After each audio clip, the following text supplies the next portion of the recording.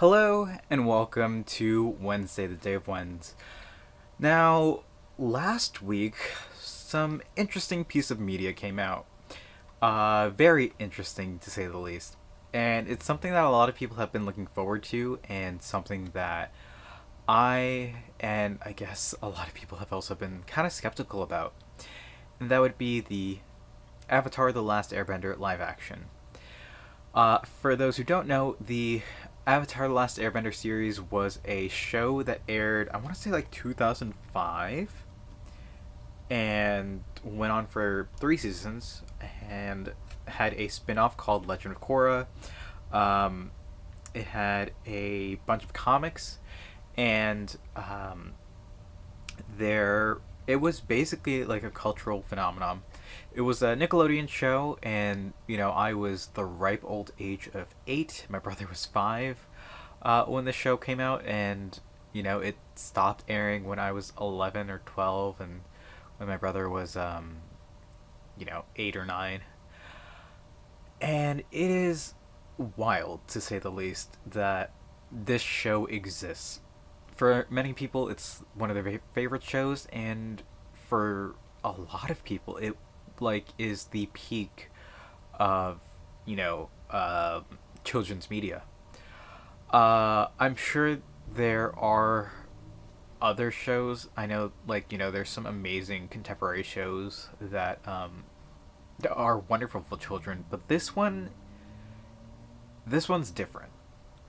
I've been a fan of the show for since it came out. I recall recording episodes on VHS tape, and like when we were busy or whatever, or we were out doing something, we pop a VHS into the VCR, and program the VCR to record at a certain time so that we would catch the latest episode.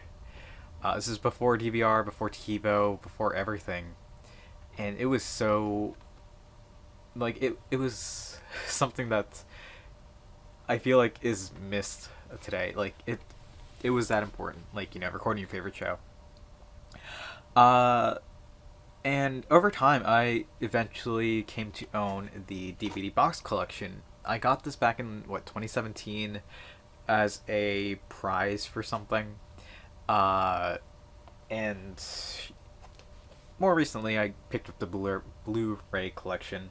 So I own both of these, which is great.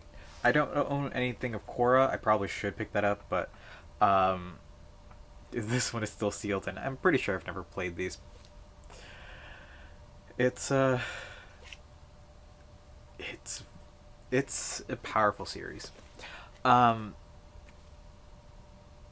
so Netflix adapted the show, and the writers were initially on board, but then they got, they moved on, and uh, it's been like you hear somewhat of a mess in production, and I am a horrible judge of quality of TV shows, of qualities of movies, and this is coming from somebody who enjoyed the Cowboy Bebop live action, and I think this one is pretty solid.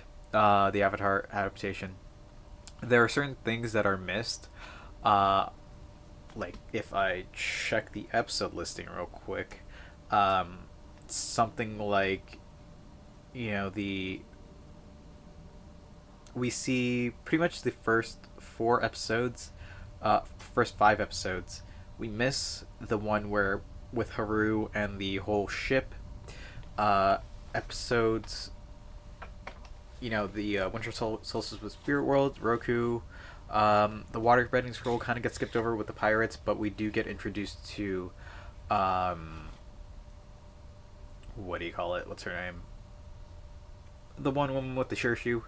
The Great Divide obviously gets skipped. The Storm, such a great episode. But I think they tie aspects of the Storm into the Blue Spirit.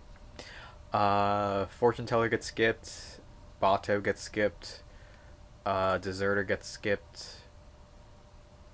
And I can't remember what the Northern Air Temple episode was about, but a lot of it gets like it does well with the source material. Obviously, more of the cartoony aspects can't really be um, like they don't transfer over to what do you call it, live action so well. Like, you know, some over the top cartoony stuff, just like bouncing around, like doing whatever. But I think they did a solid job. It the Actually, I want to check something. What's the rating for this? Um, Avatar live action PG rating. I don't even know what that's called. It is rated. It's got 7.4 on IMDb, but other it's TV PG, which is insane to me considering how messed up the first episode is. Oh my god.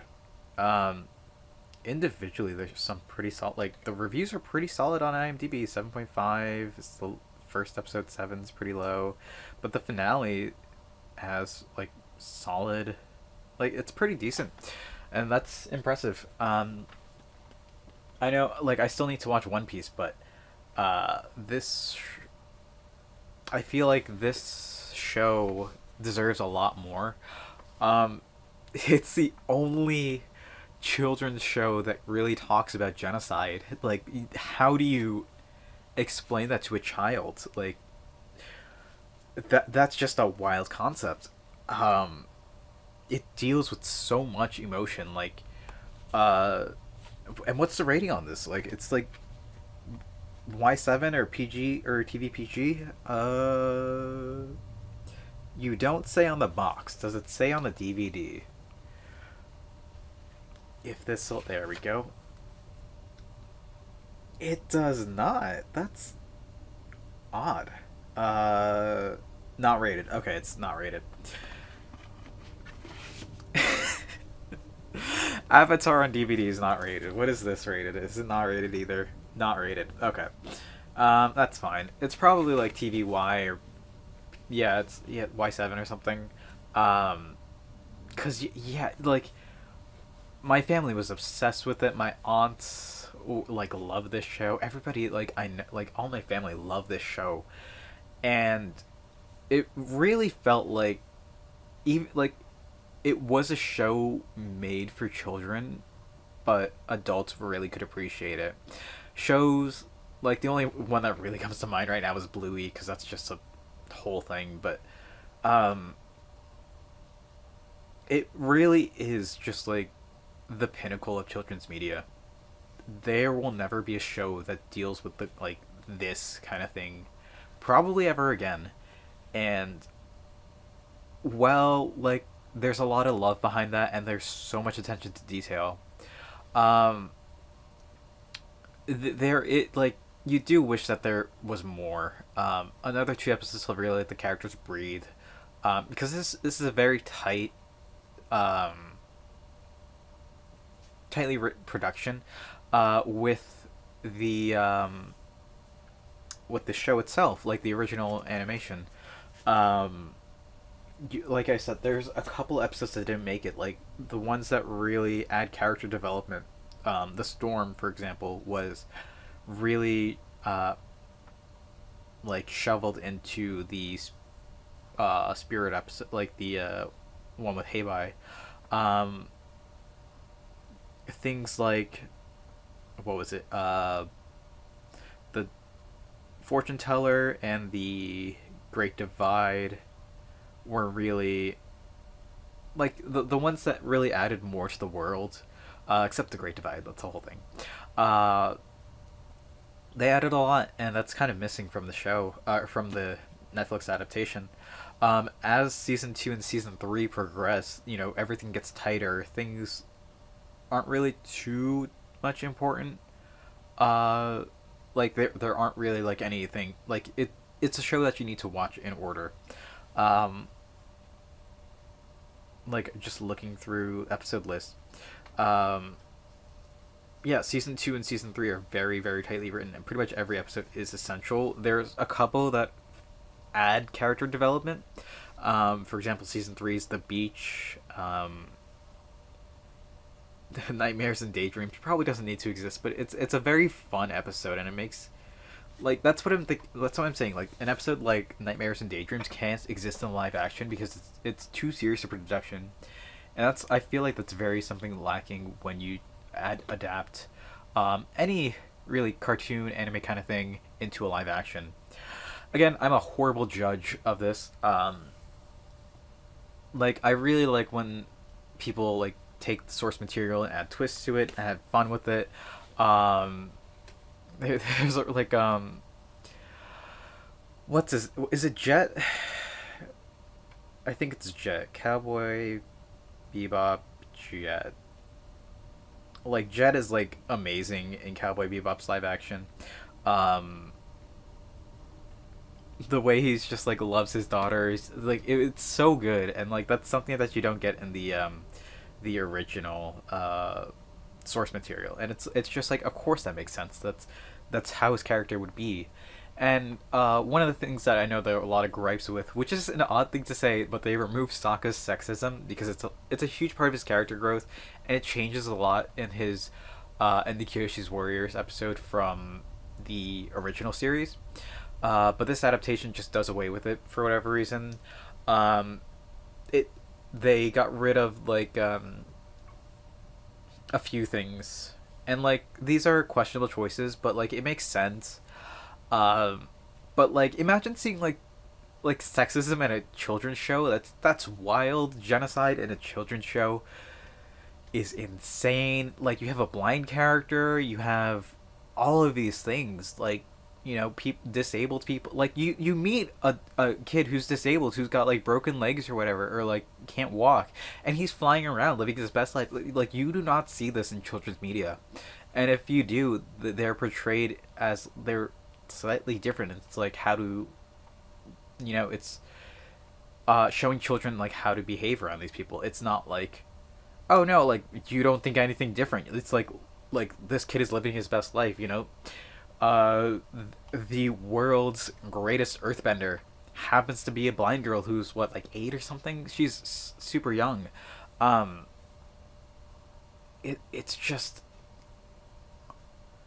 these kids are on their own. They had to grow up. Like, you know, Hakoda had to leave to fight in a war, leaving Sokka and Katara to take care of the village.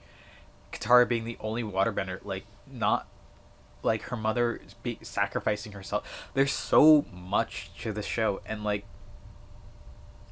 it's it was insanely hard to do it justice. I don't think it did do season 1 justice, but I hope for more. It was good enough. And season 1 is kind of rough around the edges, especially in the original adaptation. Season 2 is where it really picks up steam, so if it gets greenlit, hopefully it does, we can expect some interesting stuff. They did pretty good for an adaptation, but again, I'm not the best judge, so I'll let you guys decide. With that said, that's what we're gonna call it for today. Thank you all for watching. I hope to see you tomorrow. And until then, later.